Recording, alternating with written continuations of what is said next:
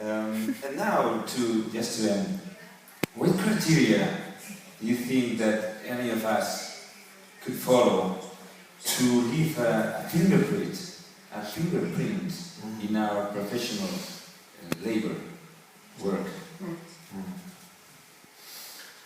Well, this is where I think this has to do with these issues that we're exploring today of passion, vision, and courage.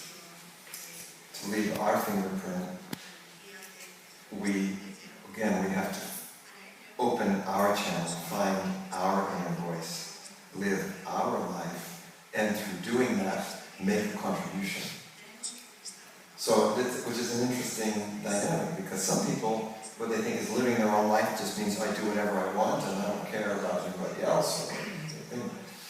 But to make your fingerprint, it's you're living your life and in order to make a contribution, to make a service. And I think these two things go together. And the more that I make my service, the more I discover myself and my life, and the more I'm supported to that. So I think the leaving of our fingerprint, obviously the metaphor of a fingerprint means us as a unique individual, because our fingerprint, it's only one, and all these fingerprints are the same. So we're leaving our unique mark, which means, of course, we have to be ourselves. But what makes the fingerprint stay is that it makes a difference to others, otherwise, why would they care? I mean, the fingerprint would never last, the mark wouldn't stay. So through ourself, through our unique expression, we're giving something to our community, to our clients, to our field. So, if any of the fingerprints I would leave on NLP or coaching or leadership didn't really come because I wanted to leave a fingerprint. It came because I was passionate to contribute something and felt this is something I can do. And maybe I don't see anybody else doing it, so, and it needs to be done, so it's more like a calling. And so I would say, if you want to leave your fingerprint, find your calling. And again, have the passion and courage to live it forward. Thank you for your fingerprint and for your words. And I think we have time for just one question. Is it? Yes. Of course. Okay, then. ¿Alguien que quiera hacer una pregunta? Ramón. A ver si le podemos filmar. Ramón, ¿te pusiste guapo? No, tiene que volver a nacer, pero bueno. Muy bien, te voy a pasar el micrófono.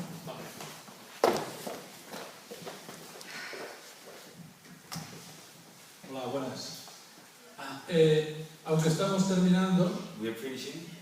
me gustaría darte personalmente la bienvenida. I'd like to give you a welcome. Eso es. Era una pregunta sobre los objetivos.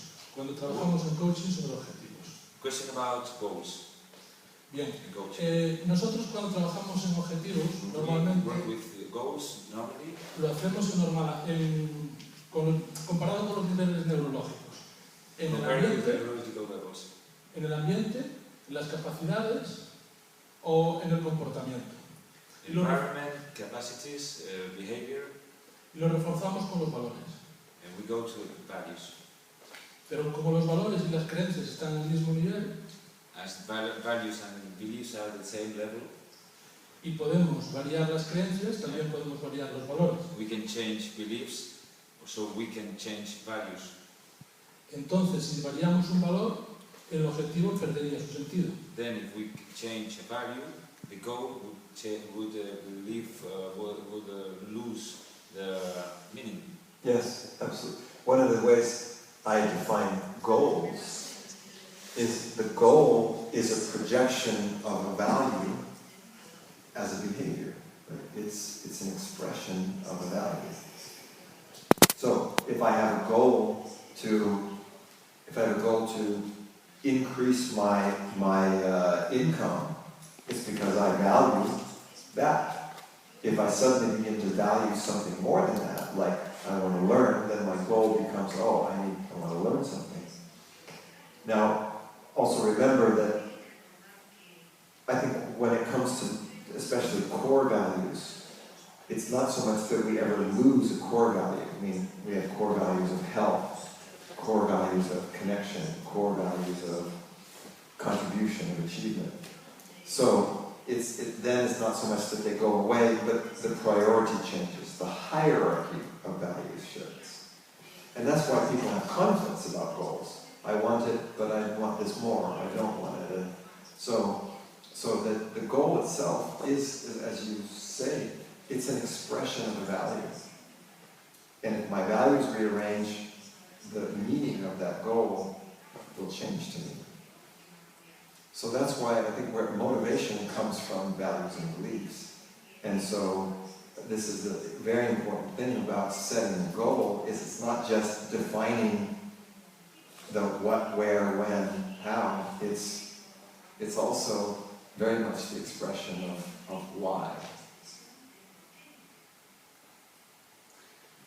Okay, then last question before going to have some tapas to Santiago. Okay. Well then, thank you very much, Robert, for being in this Xornadas Internacionais de Coaching in Santiago. And well, all of us are be helped very much by you. We have learned so much, and I think you deserve a very big applause. Thank you very much, Robert.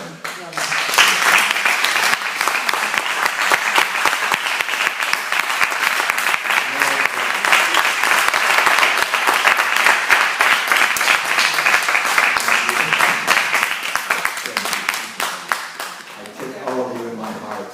It's a good anchor.